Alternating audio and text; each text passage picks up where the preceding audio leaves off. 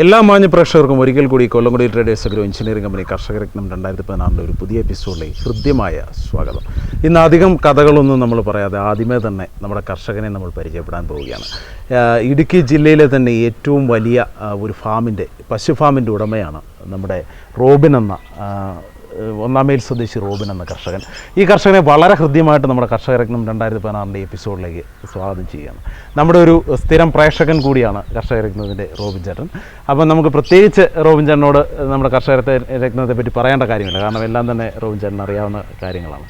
എന്തായാലും നമുക്ക് റോബിൻ ചേട്ടനെ പറ്റി ഒരുപാട് കാര്യങ്ങൾ അറിയാനുണ്ട്. കാരണം സംസ്ഥാന ഏറ്റവും മികച്ച ക്ഷീരകർഷകനുള്ള സംസ്ഥാന അവാർഡും ഇടുക്കി ജില്ലയിൽ തന്നെ ഏറ്റവും കൂടുതൽ പാലളക്കുന്ന ക്ഷീരകർഷകൻ എന്നുള്ള അവാർഡും അങ്ങനെ ഒരുപാട് ബഹുമതികളൊക്കെ നേടിയ ആളാണ് ഈ ചേട്ടന്. നമ്മുടെ പ്രേക്ഷകരുമായിട്ട് ഒരുപാട് നല്ല കാര്യങ്ങൾ നമ്മുടെ കൃഷിയെപ്പറ്റി ഒരുപാട് കാര്യങ്ങൾ, ഒരുപക്ഷെ പശുകൃഷിയിലെ ഒരു വലിയ എൻസൈക്ലോപീഡിയ തന്നെയാണ് അദ്ദേഹത്തിന് ഒരുപാട് കാര്യങ്ങൾ നിങ്ങളുമായി പങ്കുവയ്ക്കാനുണ്ട്. എന്തായാലും നമുക്കതൊക്കെ വളരെ രസകരമായി ഈ എപ്പിസോഡിലൂടെ ആസ്വദിക്കാം. സഞ്ചാരികളുടെ ഇഷ്ടത്തോഴിയായ തേക്കടിയുടെ വിരിമാറിൽ അതിവേഗം വികസനം പ്രാപിച്ചുകൊണ്ടിരിക്കുന്ന ഒരു പട്ടണമാണ് കുമളി. നാനാജാതിയിൽപ്പെട്ട നിരവധി കർഷക കുടുംബങ്ങൾ തിങ്ങിപ്പാർക്കുന്ന കുമളി ഗ്രാമപഞ്ചായത്തിന്റെ അടിസ്ഥാനം കൃഷിയിലാണെങ്കിലും ഇവിടുത്തെ പ്രധാന വരുമാന മാർഗങ്ങളിലൊന്ന് ഇപ്പോൾ വിനോദസഞ്ചാര മേഖലയാണ്. കേരളത്തിന്റെ ടൂറിസം മേഖലയിൽ ഒരു പ്രധാന പങ്ക് വഹിക്കുന്ന ഈ പട്ടണത്തിന്റെ ഹൃദയഭാഗത്ത് ഒരു ഫാം ഹൗസ് ഉണ്ട്. 4.5 ഏക്കറിലധികം വരുന്ന സ്ഥലത്ത് പരന്നു കിടക്കുന്ന ഒരു ഫാം ഹൗസ്. 70-ലധികം പശുക്കളും ആടുമാടുകളും അലങ്കാരക്കോഴികളും താറാവുമൊക്കെയായി പക്ഷി മൃഗാദികളുടെ വിഹാരകേന്ദ്രമായ ഇവിടം നഗരത്തിന്റെ തിരക്കുകളിൽ നിന്നൊഴിഞ്ഞ് മനോഹരിയായി നിലകൊള്ളുന്നു. സഞ്ചാരികളുടെ മനം കുളിർപ്പിക്കുന്ന തരത്തിൽ ഏദൻ തോട്ടം പോലെ സ്ഥിതി ചെയ്യുന്ന ഈ ഫാമിന്റെ സർവസ്വവും റോബിൻ എന്ന കർഷകനാണ്. ഏകദേശം 50 വർഷങ്ങൾക്ക് മുൻപ് കാഞ്ഞിരപ്പള്ളിയിൽ നിന്ന് ഹൈറേഞ്ചിലേക്ക് കുടിയേറി പാർത്ത ഒരു കുടുംബമാണ് കിഴക്കേ തലയ്ക്കൽ. കൃഷിയെ അകമഴിഞ്ഞ് സ്നേഹിച്ചിരുന്ന റോബിന്റെ മാതാപിതാക്കൾ ഈ നാടിന്റെ എല്ലാ പ്രതാപങ്ങളും വിളിച്ചോതുന്ന തരത്തിൽ കരിങ്കല്ല് കൊണ്ട് ഇവിടെ ഒരു കൊട്ടാരവും പണിതു. പിന്നീട് അങ്ങോട്ട് ഈ കൃഷിയിടങ്ങളിൽ തെങ്ങും ജാതിയും റബ്ബറും കുരുമുളകും ഏലവുമൊക്കെ വിളഞ്ഞു തുടങ്ങി. എങ്കിലും റോബിന് കൂടുതൽ ഇഷ്ടം മൃഗപരിപാലനമായിരുന്നു. അതുകൊണ്ട് തന്നെ വിദ്യാഭ്യാസ കാലഘട്ടം കഴിഞ്ഞപ്പോൾ റോബിൻ ക്ഷീരകൃഷിയിലേക്ക് തിരിഞ്ഞു. 30 വർഷം മുമ്പ് ഞാനൊരു ചെറിയ ഫാമായിട്ട് ഒരു പശുവിൽ തുടങ്ങി. ഞാനിന്ന് 70 പശുവിൽ ആയിരിക്കുകയാണ്. പഠിച്ചുകൊണ്ടിരിക്കുന്ന കാലം മുതൽ എനിക്ക് പശു വളർത്തലിനോട് വളരെയേറെ താല്പര്യമായിരുന്നു. പശു, ആട്, കോഴി ഇതിനോടെല്ലാം വളരെയേറെ ഇഷ്ടമാണ് വളർത്തുന്നതിന്. നമ്മുടെ 8-ാം മൈലിൽ ഉമാമഹേശ്വരൻ ഡോക്ടർ ഉണ്ടായിരുന്നു, തരകൻ ഡോക്ടർ ഉണ്ടായിരുന്നു. അവരുമായിട്ടാണ് ഞാൻ ആദ്യമേ മേടിക്കാൻ പോകുന്നത്. ഡോക്ടർ എന്നെ ഓരോ പശുവിന് ഓരോ അസുഖങ്ങൾ വരുമ്പോൾ ഓരോ വീടുകളിൽ കൊണ്ട് ഓരോ കേസിന് എന്നെ കൊണ്ടുപോകും. അങ്ങനെ പശുവിനെ എന്നെ കുത്തിവയ്ക്കാൻ, കാൽസ്യം എടുക്കാൻ, ഓരോരോ അസുഖങ്ങൾ വരുമ്പോഴത്തേന് ഇന്ന അസുഖമാണെന്ന് പറയാനായിട്ട് എന്നെ പഠിപ്പിക്കുമായിരുന്നു. അങ്ങനെ ഞാൻ ഒരു പശുവിനെ വളർത്തി. ഒരു പശുവിൽ നിന്ന് 4 പശുവായി. അങ്ങനെ എനിക്കിപ്പോൾ 70 പശുക്കളുണ്ട്. അണക്കരയിലെ വെറ്റിനറി സർജനായിരുന്ന ഉമാമഹേശ്വരനാണ് റോബിന് പശു ഫാം എന്ന ആശയം തുറന്നുകൊടുത്തത്. കുടുംബത്തിന്റെ പൂർണ്ണ പിന്തുണ ഒപ്പമുണ്ടായിരുന്നുവെങ്കിലും ആദ്യകാലങ്ങളിൽ കൂടുതലും എതിർപ്പുകളാണ് ഈ കർഷകന് നേരിടേണ്ടി വന്നത്. എങ്കിലും തളരാത്ത ഒരു മനസ്സുമായി റോബിൻ തന്റെ ഏദൻ തോട്ടത്തിന് തറക്കല്ലിട്ടു. കാർഷിക വൃത്തിയെ ഒരുപാട് ഇഷ്ടപ്പെട്ടിരുന്ന ഭാര്യ ലൈജുവും എല്ലാ പിന്തുണകളുമായി ഈ കർഷകനൊപ്പം കൂടി. ഫാം ഹൗസിന്റെ വളർച്ചയ്ക്കൊപ്പം തന്നെ ലൈജുവിന്റെ മേൽനോട്ടത്തിൽ മുറ്റത്ത് സുന്ദരമായ ഒരു ഗാർഡനും വളർന്നു തുടങ്ങി.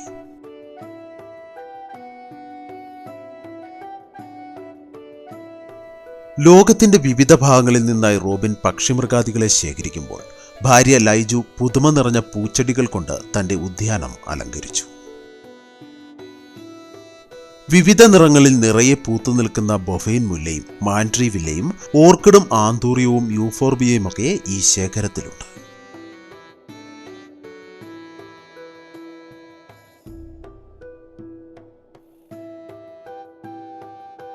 ഒപ്പം സഞ്ചാരികളെ ആകർഷിക്കുന്നതിനായി മുറ്റത്ത് ഒരു ബഡ് ഓറഞ്ചും നട്ടിട്ടുണ്ട്.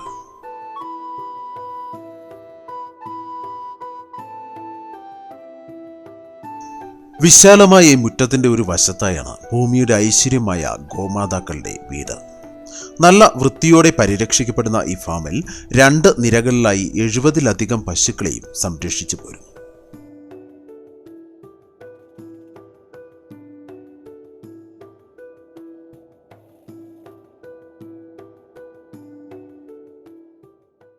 നമ്മളിപ്പം ആദ്യം ഒരു 30 വർഷത്തിന് മുമ്പ് ഒരു പശുവിൽ നിന്ന് തുടങ്ങിയതാണ് നമ്മുടെ യാത്ര. നമുക്ക് നമ്മുടെ ഒരു വലിയ ആഗ്രഹമായിരുന്നു ഇതുപോലൊരു വലിയ ഫാം അല്ലേ? എല്ലാ സഹകരണങ്ങളും ഉണ്ടായിരുന്നു വീട്ടിൽ നിന്നൊക്കെ എല്ലാവരും? തീർച്ചയായിട്ടും ഉണ്ടായിരുന്നു. അതെ, പാറുണ്ടായിരുന്ന കാലത്ത് ഞങ്ങൾ രണ്ടും കൂടെ പോകുമായിരുന്നു. ആദ്യമൊന്നും നമ്മുടെ ഈ നാട്ടിൽ ഇടുക്കി ജില്ലയിൽ നല്ല പാലുള്ള പശുക്കളില്ലായിരുന്നു. നാട്ടിൽ നിന്നായിരുന്നു പശുക്കൾ ഇങ്ങോട്ട് വന്നുകൊണ്ടിരുന്നത്. അപ്പം ഞങ്ങൾ ഇവിടുന്ന് ഒക്കെ പശുക്കളെ മേടിച്ചു. അല്ലാതെ നാട്ടിൽ നിന്ന് തന്നെ ഞങ്ങൾ പോയി കൊണ്ടുവരുമായിരുന്നു. പശുക്കളെ ഇവിടെ കൊണ്ടുവന്ന് വളർത്തിയെടുത്തിട്ടുണ്ട്. എന്തായാലും ഇത് വലിയൊരു മാതൃകയായിരിക്കും. കാരണം എന്താണെന്ന് വെച്ചാൽ ഇത്രയും വലിയൊരു ഫാം നമുക്ക് മുൻപോട്ട് നമുക്ക് ഇതിൻ്റെ ഇങ്ങനൊരു ഫാം രൂപീകരിക്കാനായിട്ട് മറ്റ് വേറെ എന്തെങ്കിലും ഒരു മോട്ടിവേഷൻ ഉണ്ടായിരുന്നു ഇങ്ങനെ എന്തെങ്കിലും? ഇല്ല, ഞാൻ ഒരിക്കലും ചിന്തിച്ചില്ല ഞാൻ ഇത്രയും വലിയൊരു ഫാം നടത്തുമെന്ന് ഞാൻ ഒരിക്കലും ഉദ്ദേശിച്ചില്ല. ഒരു പശുവിനെ തുടങ്ങി 4 അപ്പോൾ എൻ്റെ ഷെഡ് ചെറുതായിരുന്നു. ഞാൻ ആ ഷെഡ് 6 ഷെഡായിരുന്നു. 6 ഷെഡ് ഞാൻ കഴിഞ്ഞ് 2 വർഷമായുള്ളൂ ഇങ്ങനെ ഒറ്റ ഷെഡിനകത്ത് ആക്കണമെന്ന് പിന്നെ എനിക്കൊരു ആഗ്രഹമായി. അങ്ങനെ ഒരു ഷെഡിലായി കഴിഞ്ഞാൽ പിന്നെയാണ് ഇത്രയും പശുക്കൾ എണ്ണം കൂടിയത്. ആദ്യകാലങ്ങളിൽ മറ്റു ജില്ലകളിലെ ഫാമുകളിൽ നിന്ന് കന്നുകാലികളെ ഈ ഫാമിലെത്തിച്ചാണ് റോബിൻ ക്ഷീരകൃഷി ആരംഭിക്കുന്നത്. അതിനായി ഹോസ്റ്റിൻ ഫ്രീസൈൻ എന്ന HF സങ്കരയിനം പശുക്കളെയാണ് കൂടുതലായും സെലക്ട് ചെയ്തത്. കാണാനുള്ള ഭംഗിയും പാലുൽപാദനത്തിലെ വർധനവുമൊക്കെയാണ് HF പശുക്കളെ കൂടുതലായി പരിരക്ഷിക്കുവാനുള്ള കാരണമെന്നും റോബിൻ പറയുന്നു. നമുക്കിപ്പോൾ കൂടുതലും നമ്മുടെ ഫാമിലുള്ളത് HF ആണ്. ജേഴ്സി 1-2 പശുക്കളേ ഉള്ളൂ. എന്തായാലും അതിന് മുൻപ് നമുക്ക് HFൻ്റെ എന്താണ് വളർത്താൻ കൂടുതൽ കാര്യമെന്നുള്ളത് നമുക്കറിയാം. ഇപ്പോൾ തന്നെ നോക്കിയാൽ കാണാം, HF പശുക്കളെ കണ്ടാൽ തന്നെ ഒരു ഐശ്വര്യമാണ്. പശുക്കളെ കാണാൻ കറുപ്പും വെള്ളയും പുള്ളിയാണ്, നല്ല ഷേപ്പാണ് പശുക്കൾ. അതുങ്ങളെ കറവയിൽ അങ്ങനെ അധികം മെലിയത്തില്ല. അതേസമയം ജേഴ്സി പശുവിനെ ഞാൻ കാണിക്കാം. ജേഴ്സി പശു ഒരു മാസം കഴിഞ്ഞ് കഴിയുമ്പോൾ പശുക്കൾ തീരെ അങ്ങ് മെലിയും. നമുക്ക് അന്നേരം ഒന്നും ജേഴ്സി പശുവിനെ കൊടുക്കണമെന്ന് തോന്നിയാൽ പകുതി വില പോലും കിട്ടത്തില്ല. സമയം HFൻ്റെ പശുക്കളെ നമുക്കൊരു 3 മാസം കറന്നാലും അന്നേരം ന്യായമായ ഒരു വില കിട്ടും. പാലിന് സ്വല്പം കൊഴുപ്പ് കുറവാണ് എങ്കിൽ അതാ ഒരു പ്രശ്നമേ ഉള്ളൂ. ജേഴ്സിയെങ്കാട്ടിൽ പാലുണ്ട്. ആദ്യത്തെ ഒരു 2 മാസത്തിന് ശകലം കൊഴുപ്പ് കുറവ് വരും, പിന്നെ അത് മേക്കപ്പായി വന്നോളൂ. എന്തായാലും നമുക്ക് നമ്മുടെ റോബിൻ ചേട്ടൻ്റെ ഫാം നമുക്ക് കണ്ടതിന് ശേഷം ബാക്കിയുള്ള ഇൻ്റർവ്യൂയിലേക്ക്. തുടക്കത്തിൽ 6 കൂടുകളിലായാണ് ഇവയെ പരിരക്ഷിച്ച് പോന്നിരുന്നത്. എന്നാൽ പരിചരണം വേണ്ട വിധത്തിൽ നടക്കാതെ വന്നതിനാൽ പിന്നീട് ഒരു വലിയ ഫാം നിർമ്മിച്ച് ഇവയെ ഒരു കുടക്കീഴിലാക്കുകയായിരുന്നു.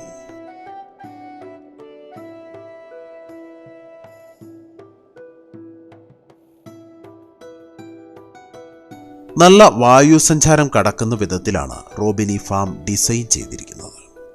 അതിനായി വളരെ ഉയരത്തിൽ നിർമ്മിച്ചിരിക്കുന്ന റൂഫാണ് ഈ ഫാമിനുള്ളത്. ഒപ്പം ഓരോ പശുക്കൾക്കും സ്വൈര്യവിഹാരം നടത്തുവാനുള്ള വിധത്തിൽ ഗ്യാപ്പും ഇട്ടിരിക്കുന്നു. ഒരു ഫാം നിർമ്മിക്കുമ്പോൾ ശ്രദ്ധിക്കേണ്ട കാര്യങ്ങളെപ്പറ്റി റോബിൻ വിവരിക്കുന്നത് ഇങ്ങനെയാണ്.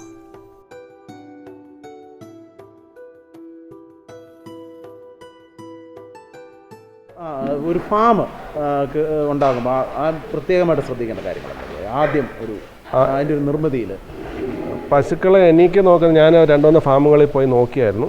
അപ്പോൾ പശുവിന് ഈ ചൂട് കാലത്ത് ഞങ്ങൾക്ക് ഇവിടെ ഇപ്പോൾ ഫാനിൻ്റെ ആവശ്യമില്ല, പക്ഷെ നാട്ടിൻപുറത്ത് നല്ല എയർ സർക്കുലേഷൻ കൂടുതലുള്ള ഇതാണ് നമ്മുടെ. ഞാൻ അങ്ങനെ നോക്കി. നല്ല ഉയരം വേണം, പിന്നെ തറ സ്ലോപ്പ് കറക്റ്റായിരിക്കണം, മൂത്രം കെട്ടിക്കിടക്കാൻ പാടില്ല. പശുക്കൾ അങ്ങോട്ടും ഇങ്ങോട്ടും കാമ്പേ കയറി ചവിട്ടാതെ ഇരിക്കാൻ വേണ്ടിയിട്ടാണ് ഇങ്ങനെ ഓരോ മാറ്റിൻ്റെ വലിപ്പത്തിൽ തന്നെ ഇങ്ങനെ ആക്കിയത്. പിന്നെ ഞാൻ ഇങ്ങനെ ഈ മാറ്റ് ഇങ്ങനെ ഈ സിമെൻറ്റ് തറയിൽ തന്നെ ഉറപ്പിച്ചിട്ടിരിക്കുകയാണ്. അല്ലെങ്കിൽ പശുക്കൾ എണീക്കുമ്പം മാറ്റ് എപ്പോഴും പുറകോട്ട് പോകും. പിന്നെ നമ്മൾ വലിച്ചു കയറ്റിയിടുന്നത് അതായത് ഒരു പണിയാണ്. അപ്പോൾ അതുകൊണ്ടാണ് മാറ്റ് തന്നെ ഉറപ്പിച്ചിട്ടിരിക്കുന്നത്. മാറ്റിടുന്നതുകൊണ്ടുള്ള ഗുണമെന്തോ? അങ്ങനെ പശുക്കളെ നമ്മൾ തന്നെ വെള്ളത്തിനകത്ത് നമ്മുടെ കൈ വെച്ചിരുന്നാൽ നഖം പെട്ടെന്ന് അലുത്ത് പോകും. പശുക്കളും അതുപോലെ തന്നെ നമ്മൾ 2 നേരം കുളിപ്പിച്ച് കഴിയുമ്പോഴത്തേന് നിങ്ങളുടെ HFൻ്റെ കുളമ്പ് എല്ലാം വെള്ള കുളമ്പാണ്. അപ്പോൾ ഈ കുളമ്പ് തീരെ അങ്ങ് സോഫ്റ്റായി കഴിയുമ്പോഴത്തേനും ഈ സിമെൻറ്റ് തറയിൽ നിന്ന് കഴിയുമ്പോൾ വരയും. അപ്പം നമ്മുടെ പശുക്കളെല്ലാം നല്ല ഹൈറ്റും വെയിറ്റുമുള്ള പശുക്കളായതുകൊണ്ട് ഈ തന്നെ വരഞ്ഞു കഴിയുമ്പോഴത്തേന് നല്ല നൊമ്പരമാണ്. അപ്പം ഈള എല്ലാം കുറഞ്ഞു പോകും.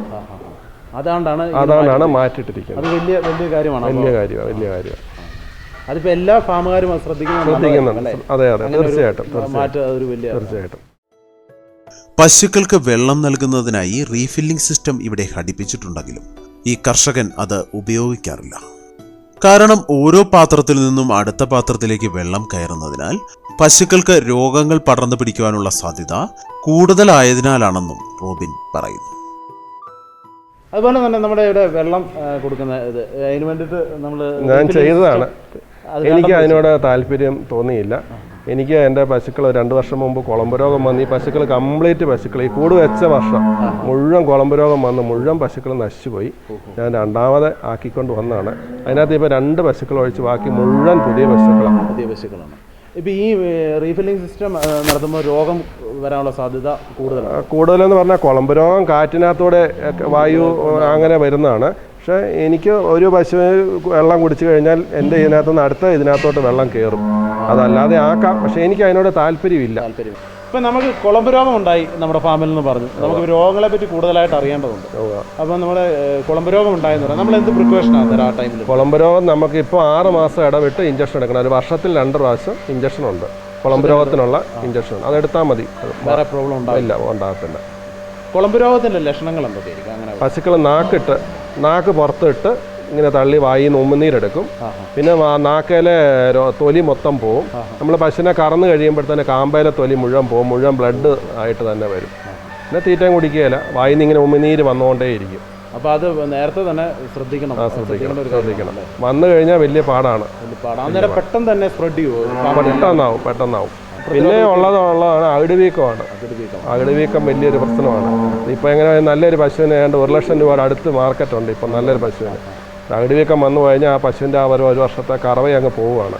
എന്നാലും നമ്മൾ ആ തുടക്കം തന്നെ നമ്മളതിനെ ചികിത്സിച്ചതാണെങ്കിൽ മാറിക്കിട്ടും, കുഴപ്പമില്ല. അകിട് വീക്കത്തിന് എന്തൊക്കെയായിരിക്കും നമ്മൾ പ്രതിവിധി? ഇഞ്ചക്ഷനാണ് എടുക്കുന്നത്, മെയിനായിട്ട് ഇഞ്ചക്ഷനാണ്. പിന്നെ ഇപ്പോൾ ഹോമിയോ മരുന്നുകളുണ്ട്. എന്നാലും അത്യാവശ്യം അകിട് വീക്കം വന്നാൽ അന്നേരം തന്നെ ഇപ്പം ഞാൻ തന്നെ എടുക്കുകയാണ്. അല്ലെങ്കിൽ അടുത്തുള്ള ഡോക്ടറെ ആരെയും വിളിച്ച് അന്നേരം എടുത്തിരിക്കണം. ഇതിപ്പോൾ ഞാൻ രോഗങ്ങളെ പറ്റി പറഞ്ഞപ്പോൾ നമ്മുടെ ഹൈ റേഞ്ചിൽ ഇപ്പോൾ കൂടുതലായിട്ടും ചെറുകിട രീതിയിൽ കൃഷി ചെയ്യുന്നവർക്ക് നേരിടുന്ന ഏറ്റവും വലിയൊരു വെല്ലുവിളിയുണ്ട്. ഈ പശുക്കളുടെ കാൽസ്യം കുറവ് മൂലം വീണു പോകുക എന്നുള്ളത്. അങ്ങനെ വീഴാതിരിക്കുക, കാൽസ്യം എടുക്കുക എന്നുള്ളവരാണ്. അപ്പോൾ അങ്ങനെ വീഴുന്നൊരു ടൈം ഉണ്ടെങ്കിൽ എന്തായിരിക്കും നമുക്ക്? നമ്മളൊരു പശുവിനെ നമ്മൾ പെട്ടെന്ന് കറന്ന് കഴിയുമ്പോഴത്തേനാണ് ഇതുങ്ങൾക്ക് കാൽസ്യക്കുറവ് ഉണ്ടാകുന്നത്. എൻ്റെ ഇതിൽ ഞാൻ പശുക്കളെ പ്രസവിച്ച് കഴിയുമ്പോൾ ക്രാവിനെ കുടിപ്പിച്ച് കഴിഞ്ഞാൽ നമ്മൾ മൊത്തം കറക്കത്തില്ല, പകുതി ഭാഗമേ കറക്കത്തുള്ളൂ.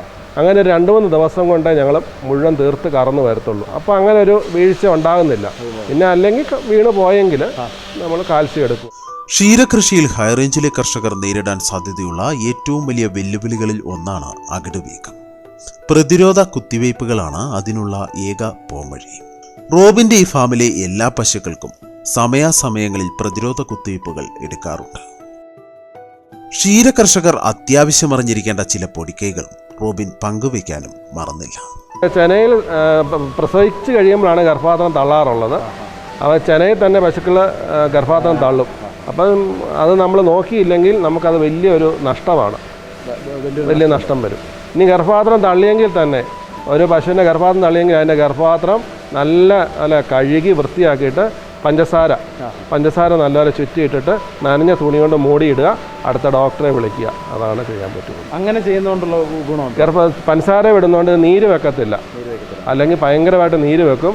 നമ്മൾ വരുന്നതിൻ്റെ 4 പങ്ക് ഡബിളാവും, ഇത് വലിപ്പമാവും നീര് വെച്ച് കഴിയുമ്പോൾ. അപ്പോൾ പിന്നെ ഇത് അകത്തോട്ട് കയറാൻ വളരെയേറെ ബുദ്ധിമുട്ടാണ്. അപ്പോൾ ഇങ്ങനെ ഒരു പൊടിക്കൈ അല്ലേ, പഞ്ചസാര ഉണ്ട്. പിന്നെ പശുവിന് നമ്മൾ ചിലപ്പോൾ പശുക്കൾക്ക് പ്രസവിച്ച് കഴിയുമ്പോൾ കാമ്പിനകത്തു നിന്ന് ചോര വരാറുണ്ട്. അത് ഇതിൻ്റെ ഞരമ്പുകൾ പൊട്ടുന്നതാണ്. ഒരു പൊടിക്കൈ എന്ന് പറയുന്നത് നാരങ്ങയും പഞ്ചസാരയും വായിലൊരു 4-5 ദിവസം കൊടുക്കുക. നാരങ്ങ എങ്ങനെ പോയാലും ഒരു 5-10 നാരങ്ങ, 10 നാരങ്ങ കൊടുക്കുക. ഒരു 2 സ്പൂൺ പഞ്ചസാര ഇട്ട് നല്ല ഇളക്കി വായിലിട്ട് കൊടുത്താൽ ആ ചോര ഇത് മാറും. അതെ. പിന്നെ കുളമ്പ് വേദനയ്ക്ക് മണ്ണെണ്ണ ചൂടാക്കി ഒഴിച്ചാൽ കുളമ്പ് വേദനയ്ക്ക് ചൂടാക്കി ചെറു ചൂടോടുകൂടി കുളമ്പിൽ ഒഴിച്ചു കൊടുത്താണ്. അപ്പോൾ ഒരുപാട് ടിപ്സ് ചേട്ടനിലുണ്ട് കേട്ടോ. ഒരുപാട് കാര്യങ്ങൾ ഇങ്ങോട്ട് പോരുന്നുണ്ട്. ഇനിയും പറഞ്ഞോളൂ. ഇനി ഇങ്ങനെ ചോദിക്കുകയാണെങ്കിൽ ഓർത്തോർത്ത് ഇനി വരും. പ്രസവിച്ചതിനു ശേഷം 3 മാസങ്ങൾ മാത്രമാണ് പശുക്കളെ കറവയ്ക്കായി ഉപയോഗിക്കുന്നത്. അതിനുശേഷം അവയെ അടുത്ത പ്രസവത്തിനായി തയ്യാറാക്കുന്നു.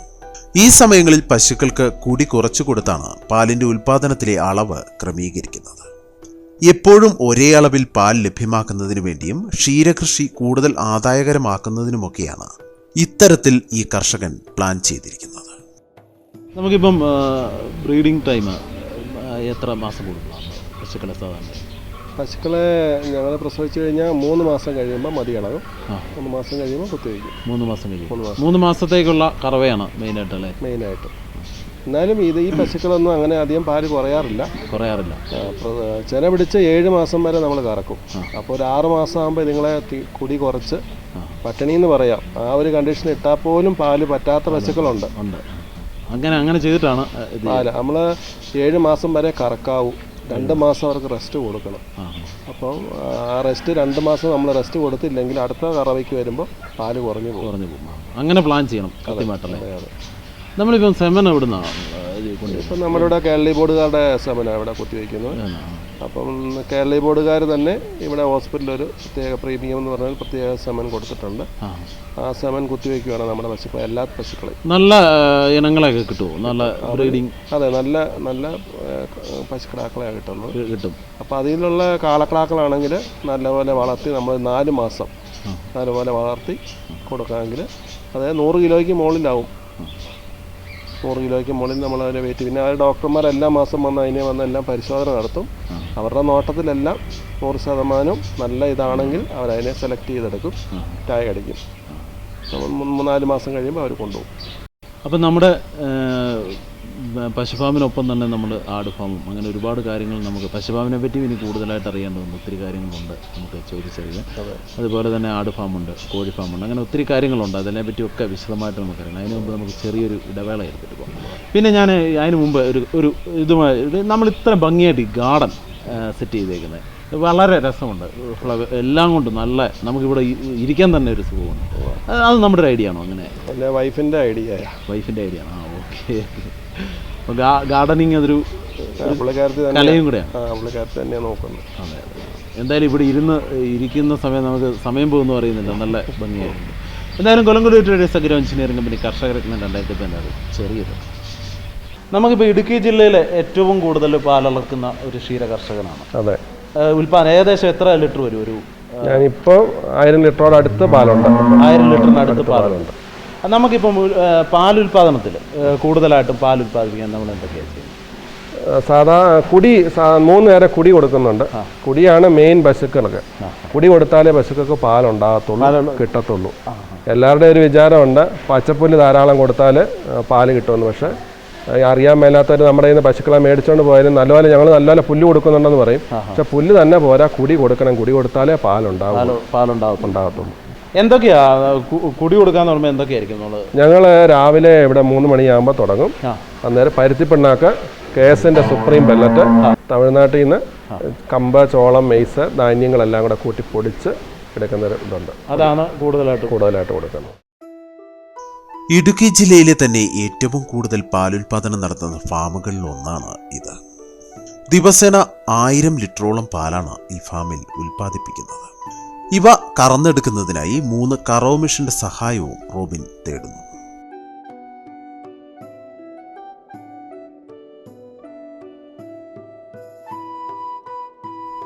ഇടുക്കി ജില്ലയിലെ മികച്ച ക്ഷീരകർഷകനായ റോബിനെ തേടി നിരവധി പുരസ്കാരങ്ങളും എത്തിയിട്ടുണ്ട്. ക്ഷീരവകുപ്പിന്റെ ഈ അവാർഡും ആദരിക്കലുമൊക്കെ തന്റെ മൃഗസ്നേഹത്തിന് കിട്ടിയ അംഗീകാരമായും ഈ കർഷകൻ കരുതുന്നു. കൂടുതൽ പാലുൽപാദനത്തിനായി പരുത്തിപ്പിണ്ണാക്ക് പൊടിച്ച് ജലത്തിൽ കലക്കിയാണ് ഇവയ്ക്ക് നൽകുന്നത്. ഒപ്പം വൈക്കോലും പച്ചപ്പുല്ലും കടലത്തൊലിയുമൊക്കെ നൽകാറുണ്ട്. മേമ്പൊടിക്ക് കൂട്ടായി തമിഴ്നാട്ടിൽ നിന്നും എത്തിക്കുന്ന ചോളമ്പും മെയ്സും കൂടിയാവുമ്പോൾ ഈ ക്ഷീരസാഗരം അക്ഷരാർത്ഥത്തിൽ ഒരു പാലാഴിയായി മാറുന്നു.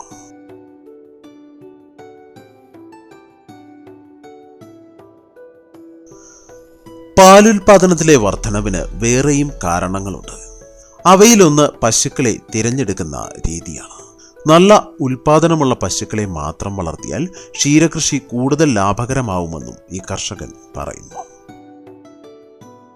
പിന്നെ 4 കാമ്പൽ ഒരുപോലെ പാല് വരണം.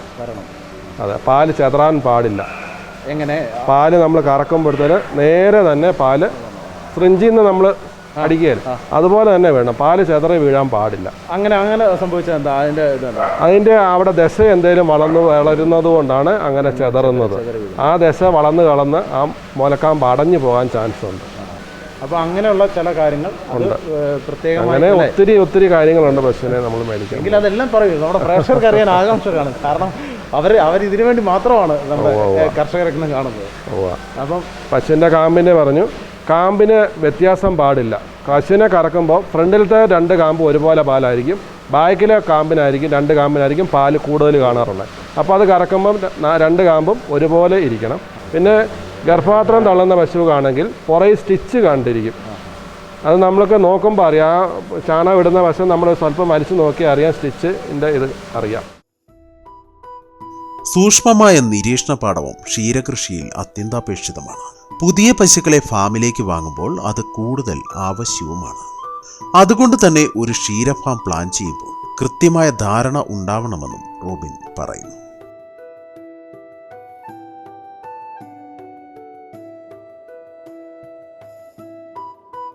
പുതുതായി ക്ഷീരകൃഷിയിലേക്ക് ഇറങ്ങുന്നവർ 1-2 പശുക്കളിൽ നിന്ന് ആരംഭിച്ചതിനു ശേഷം വലിയൊരു ഫാം പ്ലാൻ ചെയ്യുന്നതാവും നല്ലത്. കാരണം തൊഴിലാളികളെ ആശ്രയിക്കേണ്ടതുണ്ടെങ്കിലും ഈ തൊഴിലിൽ സ്വന്തമായ പ്രയത്നം അത്യന്താപേക്ഷിതമാണെന്നും റോബിൻ പറയുന്നു. ഓക്കെ, നമുക്ക് ഇപ്പോൾ ഒരു ഫാം ക്രിയേറ്റ് ചെയ്യുന്ന സമയത്ത് പശുക്കൾക്ക് എല്ലാ പശുക്കൾക്കും എത്ര ലിറ്റർ കറക്കാൻ പറ്റുന്ന പശുക്കളെ പ്ലാൻ ചെയ്തിരിക്കുന്നത്? നമ്മൾ പശുവിനെ 10 പശു മേടിക്കുമ്പം 10 പശുക്കൾ ഒരുപോലെ കറവയുള്ള പശുക്കളെ മേടിക്കരുത്. 10 പശു മേടിക്കുന്നുണ്ടെങ്കിൽ ഒരു 4 പശുവിനെ ആദ്യമേ മേടിക്കുക. അതൊരു കറവയായി ഒരു 2-3 മാസമായി കഴിയുമ്പം, അല്ലെങ്കിൽ 2 മാസം കഴിയുമ്പം അടുത്ത ഒരു 4 മേടിക്കുക. അപ്പം ആ 4 മേടിച്ച ഒരു കറവയായി കഴിയുമ്പം ആദ്യം മേടിച്ച പശുക്കൾ ചെനയാവും. ആ ചെനയായി കഴിയുമ്പോൾ അടുത്ത 4 മേടിക്കുക.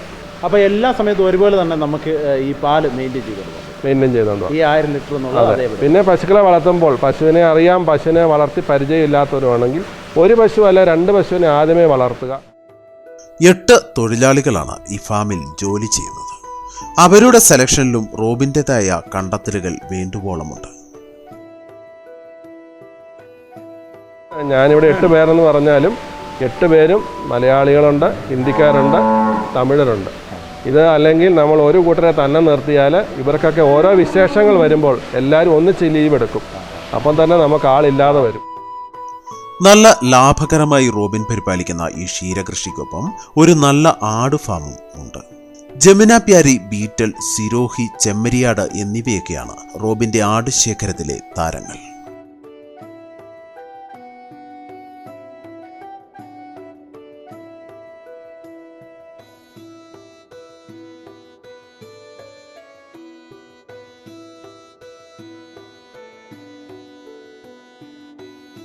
മുപ്പതിലധികം ആടുകളുള്ള ഈ ഫാമിലെ ഏറ്റവും വലിയ പ്രത്യേകത ആസ്ട്രേലിയൻ ജമുനാപ്യാരി ഇനങ്ങളാണ്. സാധാരണ ജമുനാപ്യാരി ആടുകളിൽ നിന്നും വ്യത്യസ്തമായി ഇവയ്ക്ക് തൂക്ക കൂടുതലും പാലുൽപാദനത്തിലെ വർധനവും എടുത്തു പറയത്തക്ക സവിശേഷതകളുമാണ്.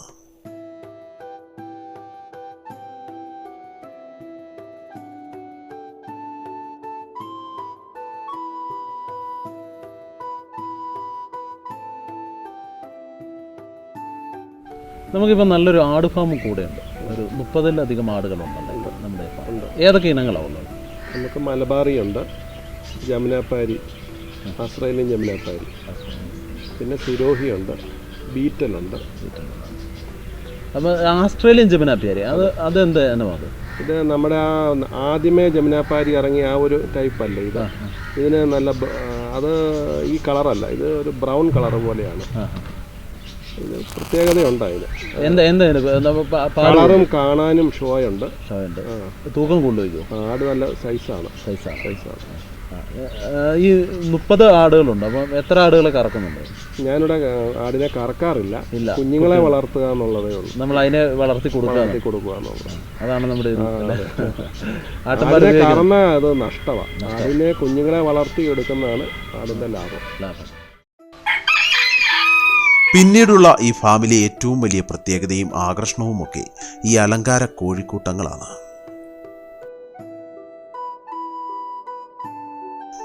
Polish cap, Cochin bantam, American bantam, mille flower, China, കരിങ്കോഴി, പോരുകോഴി തുടങ്ങി 30-ലധികം ഇനങ്ങളിലായി 300ഓളം അലങ്കാര കോഴികളാണ് റോബിന്റെ ശേഖരത്തിലുള്ളത്.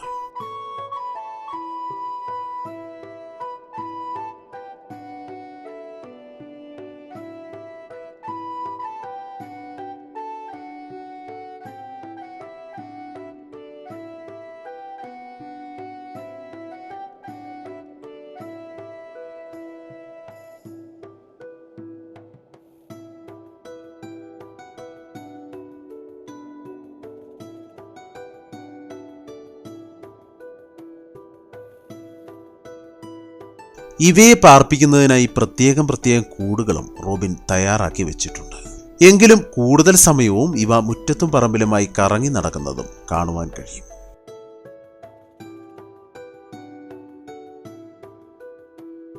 പിന്നെ അതുപോലെ നല്ലൊരു കോഴി വളർത്തൽ, അലങ്കാര കോഴികളിൽ തന്നെ ഒരുപാട് ഒത്തിരി ഉണ്ട്. പേര് തന്നെ എനിക്ക് മൊത്തം പറയാൻ അറിയത്തില്ല. അതുപോലെ ഒത്തിരി. എവിടെ നിന്ന് ഇത്രയും കളക്ഷൻ നമുക്ക്? അത് ഞാനിങ്ങനെ ഓരോരുത്ത് പോയി കഴിയുമ്പോൾ കാണുമ്പോൾ നമുക്ക് ഇഷ്ടമുള്ളതിനെ കാണുമ്പോൾ പലയിടത്തു നിന്ന് ഉണ്ട്. തൃശ്ശൂർ തൊട്ട് മൂന്നാർ വരെ ഉണ്ട്. പലയിടത്തു നിന്ന് കണ്ട് മേടിച്ചു. തികച്ചും നല്ലൊരു മൃഗസ്നേഹിയാണ് റോബിൻ ചേട്ടൻ. അത് അത്രയും ഭംഗിയായിട്ട് അല്ലേ, മൃഗങ്ങളോട് അത്രയും താല്പര്യമാണ് അല്ലേ? അപ്പം കോഴികളുടെ ഒരുപാട് വെറൈറ്റീസ് ഉണ്ടല്ലേ? അത് ലാഭകരമായ ഒരു ലാഭമൊന്നല്ല, ഇവിടെ ഗസ്റ്റ് വരുന്നത് കൊണ്ട് അവർക്ക് ഇതിനെയൊക്കെ കാണുമ്പോൾ ഭയങ്കര ഇഷ്ടമാണ്. അപ്പോൾ അതിന് വേണ്ടിയിട്ട് കൂടുതലും നമ്മൾ സെയിലിനല്ല, കാണാനൊരു രസം. കോഴികൾക്കൊപ്പം വ്യത്യസ്ത ഇനങ്ങളിലായുള്ള പ്രാവുകളും റോബിന്റെ ശേഖരത്തിലുണ്ട്.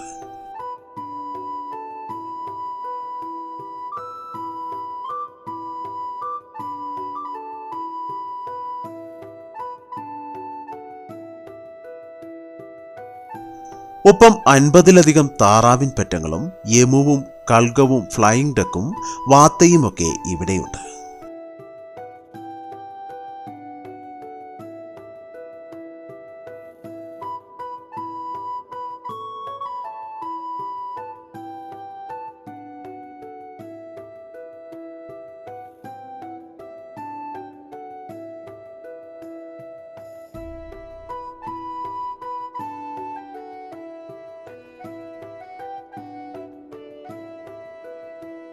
ഇവയെല്ലാം മുറ്റത്തും പറമ്പിലുമായി വേലി കെട്ടി തിരിച്ചാണ് റോബിൻ സംരക്ഷിക്കുന്നത്.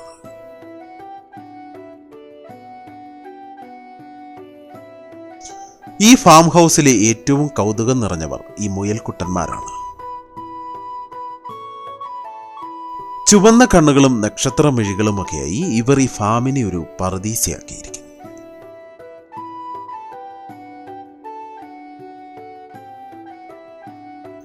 ഈ മുയൽക്കുട്ടന്മാർക്കൊപ്പം ഗിനിപ്പന്നികളെയും റോബിൻ വളർത്തുന്നുണ്ട്.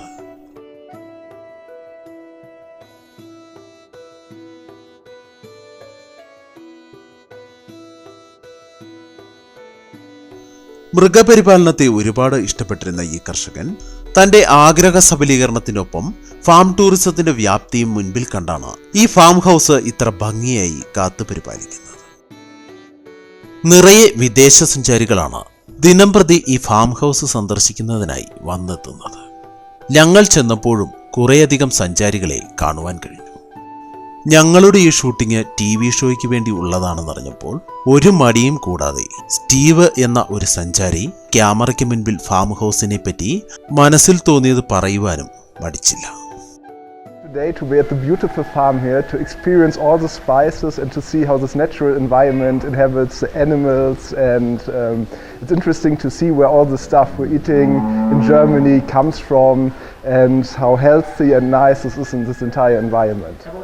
And to taste all the different stuff from the peppers to see how the vanilla grows, to see where the coffee comes from. It's really interesting. It's an excellent experience, and to see all these nice healthy animals that actually make a natural circle with the rest of the environment is beautiful. വിദേശ സഞ്ചാരികൾക്ക് മാത്രമല്ല, നമുക്കും ഒരുപാട് കാണുവാനും പഠിക്കുവാനുമൊക്കെ കുത്തി നിറച്ചിട്ടുള്ള ഈ farm house ഓരോ ഇടുക്കി ജില്ലക്കാരുടെയും അഭിമാനമായി ഉയർന്നു നിൽക്കുന്നു. അപ്പോൾ റോബിൻ ചേട്ടാ, വളരെയധികം സന്തോഷമുണ്ട് ഞങ്ങളുമായി ഇത്രയും സമയം ചിലവിട്ട് തന്നെ. ഒരുപാട് തിരക്കുകൾക്കിടയിൽ നിന്നാണ് നമ്മുടെ പ്രേക്ഷകർക്ക് വേണ്ടി ഒരുപാട് ക്ഷീരകൃഷിയിലെ ഒരുപാട് കാര്യങ്ങൾ നമ്മുടെ പ്രേക്ഷകർക്ക് വേണ്ടി പങ്കുവച്ചത്. എന്തായാലും നമുക്ക് നമ്മുടെ ഇന്നത്തെ എപ്പിസോഡ് ഇവിടെ അവസാനിപ്പിക്കേണ്ട സമയമായിരിക്കുകയാണ്. അപ്പം നമ്മുടെ കർഷകരത്നത്തിൻ്റെ എല്ലാ എപ്പിസോഡുകളിലും നമ്മൾ പരിചയപ്പെടുന്ന എല്ലാവർക്കും അവരുടെ എല്ലാം പിന്തുണ എന്ന് പറയുന്ന ഏറ്റവും വലിയ പിന്തുണ അവരുടെ കുടുംബമാണ്. അപ്പം നമ്മളെല്ലാ പ്രേക്ഷകർക്ക് വേണ്ടിയിട്ട് നമ്മളെല്ലാവരെയും നമ്മൾ ഷോയിലൂടെ പരിചയപ്പെടുത്തുന്നുണ്ട്. അപ്പോൾ നമ്മുടെ ചേച്ചിയെ നമുക്ക് നമ്മുടെ ഈ ഷോയിലേക്ക് വേണ്ടി ഒന്ന് പരിചയപ്പെടുത്താം. എൻ്റെ വൈഫ് ലൈജു എന്നാണ് പേര്. വീട് കാഞ്ഞിരപ്പള്ളിയാണ്. ഞങ്ങൾ ഒരു ഫാമിലി തന്നെയാണ്, കിഴക്കത്തരക്കൽ എന്ന് പറയും. ഞങ്ങൾ ഒരു ഫാമിലി തന്നെയാണ്. ഞങ്ങൾക്ക് ഒരു മോളുണ്ട്. മോള് ചെന്നൈയിലാണ്. BA പഠിക്കുന്നു. സ്റ്റെല്ല മേരീസ് കോളേജിലാണ്. അപ്പം നമ്മൾ രണ്ടും തന്നെ അമ്മയുണ്ട്. അമ്മയാണ്. അമ്മ ഇവിടെ വീടാണോ? ഓക്കെ. അപ്പോൾ ചേച്ചി ഒരു വലിയ പിന്തുണ ഉണ്ടാവും നമുക്ക് നമ്മുടെ കൃഷിയിലെ എല്ലാ കാര്യങ്ങളും. അതാണ് നമ്മുടെ ഒരു വിജയരഹസ്യം. നമ്മുടെ എല്ലാ കർഷകരുടെയും ഒരു വലിയ അജണ്ട എന്ന് പറയുന്നത് തന്നെ അത് തന്നെയാണ്. കാരണം അതാണ് നമ്മുടെ എല്ലാവരുടെയും വിജയരഹസ്യം എന്നാണ്. എന്തായാലും നമുക്ക് ഒരുപാട് ഗുണം ചെയ്ത ഒരു എപ്പിസോഡാണ്. കാരണം ഒരുപാട് ക്ഷീര മേഖലയിലേക്ക് വരുന്ന ഒരുപാട് പേർക്കും ഒരുപാട് അറിവുകൾ ചേട്ടൻ ഇതിലൂടെ പങ്കുവച്ചു. നമുക്ക് നമ്മുടെ പ്രേക്ഷകർക്ക് വേണ്ടിയിട്ട് എല്ലാ കർഷകരും പറയുന്ന സ്വന്തമായിട്ട് എന്തെങ്കിലുമൊക്കെ ഒരു കയ്യിൽ നിന്ന് നമ്മുടെ കൃഷി രീതിയിൽ എന്തെങ്കിലുമൊക്കെ ഒരു കണ്ടെത്തലുകളോ കാര്യങ്ങളോ എന്തെങ്കിലുമൊക്കെ നമ്മുടെ ജീവിതത്തിലുണ്ടായിരുന്നു. നമുക്ക് അങ്ങനെ എന്തെങ്കിലും ഒന്ന് പ്രേക്ഷകർ വേണ്ടി പങ്കുവയ്ക്കാമോ? ഞാൻ നേരത്തെ പറഞ്ഞല്ലോ പശുക്കളെ മേടിക്കുന്ന കാര്യങ്ങളും. പശുക്കളെ നമ്മൾ പാല് കൂടിയ പശുക്കളെ വളർത്തുന്നതാണ് ഏറ്റവും ലാഭകരം. നമ്മൾ ഒരു പശുവിനെ വളർത്തുമ്പോൾ ഉള്ള ആ പശുക്കളെ തന്നെ ക്രാക്കള് വന്നാലും ആ ക്രാക്കളെ നമ്മൾ പാല് കുറഞ്ഞ പശുക്കളാണെങ്കിൽ നമ്മൾ അതിനെ നിർത്താതെ പാല് കൂടി പശുക്കളെ വളർത്തുന്നതാണ് നമുക്ക് നമ്മുടെ ലാഭം. അത് നമ്മുടെ പഴയ കാരണവന്മാർ പറയുന്നത് പോലെ അത് അമ്മണിയുടെ മോളാണ്, അത് ശാന്തയുടെ മോളാണെന്നും പറഞ്ഞൊക്കെ നമ്മൾ അതിനെ കൊടുക്കാതെ നിർത്തും. പക്ഷെ അതിന് 4 ലിറ്റർ ആയിരിക്കും. പക്ഷെ ഇപ്പം നമ്മൾ പാല് കുറഞ്ഞ പശുക്കളെ നമ്മൾ അന്നേരം തന്നെ മാറ്റിയിട്ട് അല്ലെങ്കിൽ ക്ഷീരകൃഷി ലാഭകരമാവില്ല. അതെ ഞാനും നേരത്തെ അങ്ങനെ ഓരോ പശുക്കളെ അത് പണ്ടത്തെ ഞാനും നിർത്തിയിരുന്നു. പക്ഷെ എനിക്കും അങ്ങനെ പറഞ്ഞു തന്ന പിന്നെയാണ് ഞാനും അതുങ്ങളെയൊക്കെ മാറ്റിയിട്ട് നമ്മൾ നല്ല പാലുള്ള പശുക്കളെ വളർത്തി.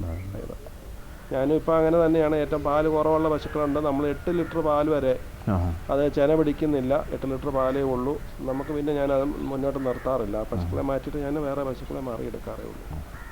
എന്തായാലും എല്ലാ ക്ഷീരകൃഷിയെ പറ്റി എല്ലാം തന്നെ നമ്മൾ പങ്കുവച്ചു എന്നും എനിക്ക് തോന്നുന്നു. കാരണം നമുക്ക് ഒത്തിരി അറിവുകൾ. പക്ഷേ നമ്മുടെ പ്രേക്ഷകർ, ഞങ്ങളുടെ കർഷകരത്നത്തിലേക്ക് വിളിക്കുന്ന പ്രേക്ഷകർ പറയാറുണ്ട് അവർക്ക് ഇന്ന ക്വസ്റ്റ്യൻസ് ഇന്ന സമയത്ത് ചോദിച്ചിരുന്നെങ്കിൽ നന്നായിരുന്നു. അങ്ങനെ ആഗ്രഹിക്കുന്നുണ്ട് ഒരുപാട് പ്രേക്ഷകർ. ഇത് കാണുമ്പോൾ ഒരുപാട് പേര് അങ്ങനെ ആഗ്രഹിക്കുന്നുണ്ട് ഈ ക്വസ്റ്റ്യൻ അവിടെ ചോദിച്ചിരുന്നെങ്കിൽ. അപ്പോൾ അങ്ങനെ നിങ്ങൾക്ക് ചോദിക്കാൻ ആഗ്രഹമുള്ള കുറേയധികം ചോദ്യങ്ങളുണ്ടാവും, നിങ്ങളുടെ മനസ്സിലുണ്ടാവും. അതൊക്കെ നിങ്ങൾ ഞങ്ങളെ എഴുതി അറിയിക്കുക. ഞങ്ങൾ അടുത്ത വരാൻ പോകുന്ന പശു ഫാമിലും അതുപോലെ ഏലത്തോട്ടത്തിലും ഒക്കെ നിങ്ങൾക്ക് ആഗ്രഹമുള്ള ആ ചോദ്യങ്ങൾ ഞങ്ങൾ ചോദിക്കുന്നതായിരിക്കും. എന്തായാലും Kollamkudy traders agro engineering company കർഷകർ 2014 ഈ എപ്പിസോഡ് ഇവിടെ പൂർണ്ണമാകും. ഇനി പുതിയൊരു എപ്പിസോഡിൽ പുതിയൊരു കർഷകനുമായി നമുക്ക് വീണ്ടും കാണാം.